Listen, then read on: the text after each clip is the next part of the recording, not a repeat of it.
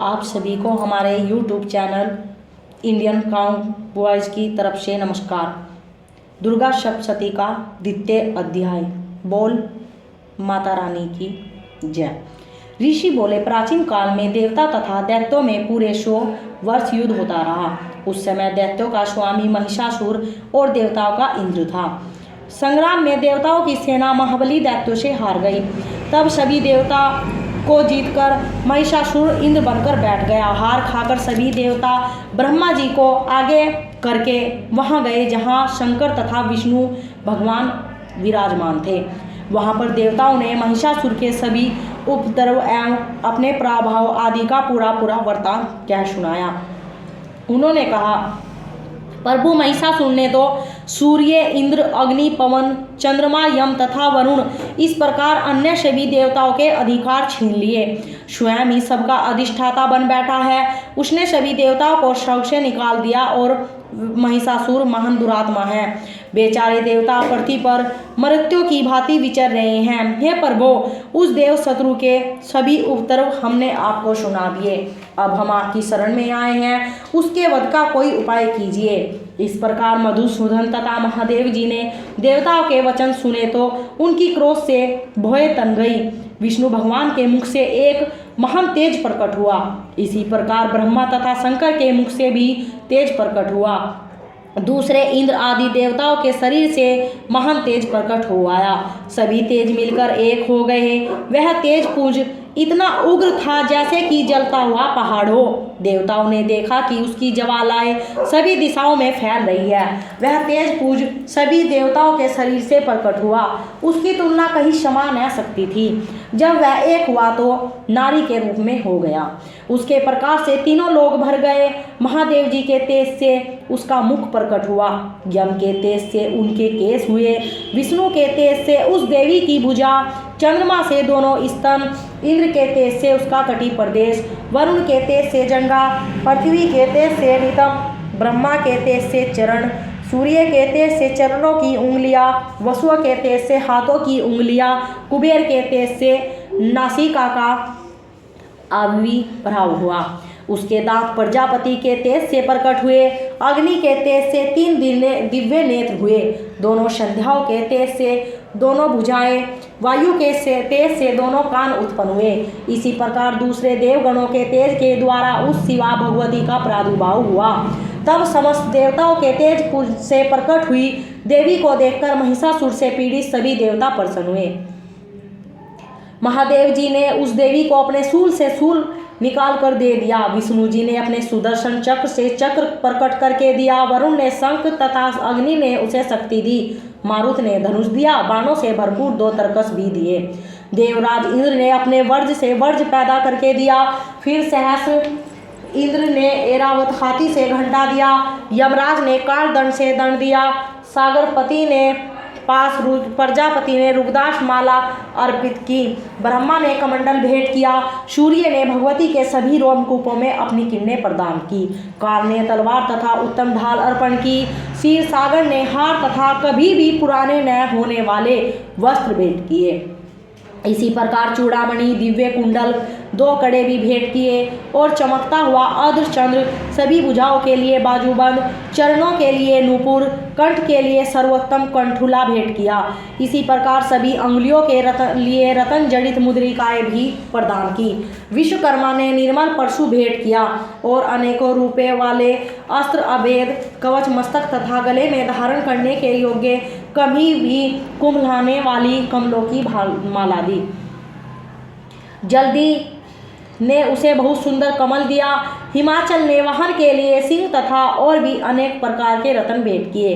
कुबेर ने सूरापान पान पात्र दिया। सभी नागों के स्वामी शेष जी ने महामणियों से सुशोभित नागहार भेंट किया, जो शेष जी इस पृथ्वी को धारण किए हुए हैं। इसी प्रकार दूसरे देवताओं ने भी भूषण तथा आयुधों के द्वारा देवी जी का सत्कार किया। तब तो भगवती ने अट्ठास करके ऊंचे स्वर से गर्जना की उसके भयानक नाद से सारा आकाश भर गया। वह घोर गर्जना कहीं भी समा न सकी। उसकी प्रतिध्वनि गूंज उठी। सारे लोग सुभित हो उठे। समुद्र कांपने लगे, पृथ्वी कांपने लगी, सभी पर्वत हिल गए। तब देवगण प्रसन्न होकर उस सिंहवाहिनी देवी की जय जयकार करने लगे। मुनियों ने भक्ति भाव से नम्र होकर देवी जी की स्तुति की। इधर देवताओं के शत्रुओं ने सारी त्रिलोकी को जब शोभग्रस्त देखा तो वे अपनी सारी सेना को कवच आदि से तैयार कराकर अस्त्र शस्त्र लेकर उठ खड़े हुए। महिषासुर क्रोध में आकर बोला, अरे यह क्या हो रहा है? इतना कहकर सभी दैत्यों के साथ घिरकर उस सिंहनाद की ओर भागा जहां पर माता विराजमान थी।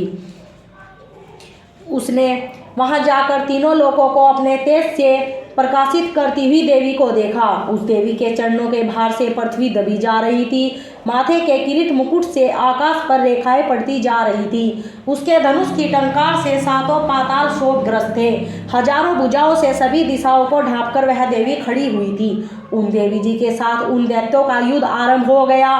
नाना प्रकार के अस्त्र शस्त्र का प्रहार करने लगे। उनसे सभी दिशाएं भर गई। महिषासुर का सेनापति उस समय चिक्षु नाम का एक बहुत महान दैत्य था। देवी जी के साथ उसी का युद्ध होने लगा। इसी प्रकार अन्य दैत्यों को तथा चतुरांगनी सेना को साथ लेकर चामर भी युद्ध करने लगा। 60,000 दैत्यों के साथ लाकर उद्रग महादैत्य भी युद्ध में पर्वत हो गया। महाहनु दैत्य 1 करोड़ रथियों को साथ लेकर लड़ पड़ा। तलवार के समान पैनों रोमों वाला अशिलोमा नामक दैत्य 5 करोड़ रथियों के साथ युद्ध में आ गया। 60 लाख रथियों से आवर्त वास्कल दैत्य युद्ध में उतर पड़ा। पारिवारी दैत्य हाथी एवं घुड़सवारों के समूह से घिरा हुआ करोड़ रथियों के साथ उस युद्ध में युद्ध करने लगा। विडाल दैत्य 5 अरब रथियों को साथ लेकर लड़ने लगा और भी 1000 महादैत्य रथों हाथी घोड़ों से घिरे हुए देवी के साथ युद्ध करने लगे। वे महासुर करोड़ों करोड़ों रस्तियों एवं हस्तियों सवारों से घिरे हुए थे। उस युद्ध स्थल में आकर डट गए। जहां युद्ध हो रहा था उस रंगारंग में स्वयं महिषासुर भी करोड़ करोड़ हजार रथों हाथी एवं अश्वों की सेनाओं से घिरा हुआ खड़ा था। तोमर, बिंदी, पाल, शक्ति, परशु, पट्टिस, खड़ग आदि शस्त्रों से युद्ध में देवी जी के साथ युद्ध करने लगे। कुछ दैत्यों ने देवी जी पर शक्तियां छोड़ी एवं दूसरों ने पास फेंके। कई एक दैत्यों ने तो खंगों के प्रहार से देवी जी को मार डालने का प्रयत्न किया। तब उस चंडिका देवी ने उन अस्त्र शस्त्रों को अपने अस्त्र शस्त्रों की वर्षा करके खेल खेल में तोड़ डाला। ऐसा करने पर भी देवी जी के मुखारविंद पर थकावट का थोड़ा सा चिन्ह नहीं था। देवता एवं ऋषिगण स्तुतियां कर रहे थे। ईश्वरी ने उन दैत्यों पर अस्त्र शस्त्र छोड़े। इधर देवी जी का वाहन सिंह भी क्रोध में आ गया। अपने गर्दन के बाल हिलाता हुआ दैत्यों की सेना में इस प्रकार घूमने लगा जैसे कि वन में वन की अग्नि फैलती जा रही हो। उस युद्ध में भूमि में युद्ध करती हुई अंबिका ने जितने भी दिव्य श्वास छोड़े वे श्वास तुरंत ही सैकड़ों हजारों गणों के रूप में परिणित हो गए। प्रकट होकर उन गणों ने खंग, भिंदी, पाल, परशु, पट्टिस आदि शस्त्रों से युद्ध आरंभ कर दिया। देवी जी की शक्ति से वृद्धि पाकर वे गण दैत्यों का नाश करने लगे। साथ में दूसरे गण नगाड़े शंख आदि बजाने लगे। महती प्रशंसा देने वाले उस युद्ध रूपी उत्सव में कुछ एक ने मृदंग बजाए। तब देवी जी ने त्रिशूल, गदा और शक्तियों की वर्षा से तलवार आदि शस्त्रों से सैकड़ों महान असुर मार डाले। दूसरे कितने दैत्यों को घंटों के भयपद नाद से मूर्छित करके मारकर गिरा दिया। मरे दैत्यों को पास से बांधकर पृथ्वी पर घसीट डाला। इस प्रकार दूसरे दैत्यों को तेज तलवार के प्रहारों से 2-2 टुकड़े कर डाला। कितने एक तो गदा की चोट से घायल होकर पृथ्वी पर गिर गए। मूसलों के प्रहार से कई रुधिर वमन करने लगे एवं कई शूल द्वारा वक्ष स्थल फट जाने से पृथ्वी पर गिर पड़े। कितने दैत्य बाणों की वर्षा द्वारा युद्ध भूमि में काट गिराए। शैन, बाज, पक्षी की भांति आक्रमण करने वाले देव शत्रु दैत्य प्राण छोड़ने लगे। कितने दैत्यों की भुजाएं कट गई। दूसरों की भुजाएं गिरवाएं छिलबिल हो गई। कई दैत्यों के सिर कट गए। दूसरे मध्य से विदीर्ण हो गए। कुछ दैत्यों की जंघाएं कट गई और पृथ्वी पर गिर गए। और कुछ एक दैत्यों को तो एक भुजा, एक आंख, एक पांव वाला करके 2-2 टुकड़े कर डाला। कितने एक तो सिरों के कट जाने पर भी उठ खड़े हुए। परम क्रुद्ध होकर वे धड़ ही देवी जी से लड़ने लगे। सिर कटे कितने एक धड़ हाथों में तलवारें, शक्तियां, रिष्टियां लेकर घूम रहे थे। कई एक महासुर देवी को ठहर जा यह कहकर ललकारने लगे। मार मार कर गिराए हुए रथी, हाथी, घोड़े एवं दैत्यों की लाशों के द्वारा जहाँ पर महायुद्ध हो रहा था वहाँ का आना जाना कठिन हो गया। पृथ्वी इस प्रकार भर गई कि वहाँ पर न तो कोई आता दिखाई देता था न कोई जाता दिखाई देता था। जगदम्बा जी ने एक क्षण में ही दैत्यों की महती सेना का इस प्रकार नाश कर दिया जैसे कि लकड़ियाँ बड़े ढेर को अग्नि जला देती है।